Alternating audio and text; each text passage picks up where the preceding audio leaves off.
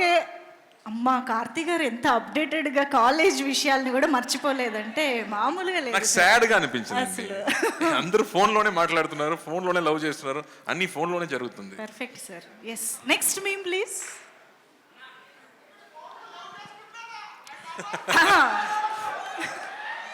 లడ్డు కావాలా నాయన?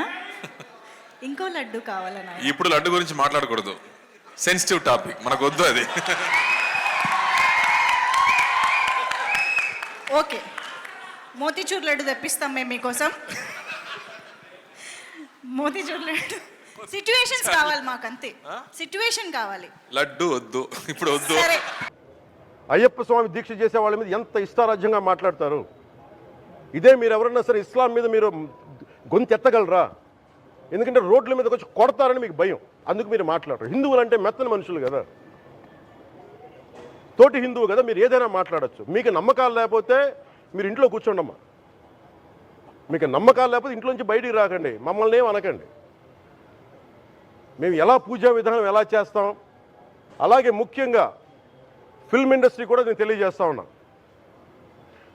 దీని మీద మీరు మాట్లాడితే మద్దతుగా మాట్లాడండి, లేదంటే మౌనంగా కూర్చోండి. అంతేగాని మీ మాధ్యమాల ద్వారా అపహాస్యం చేస్తే మటుకు ప్రజలు మిమ్మల్ని ఎవరు క్షమించరు.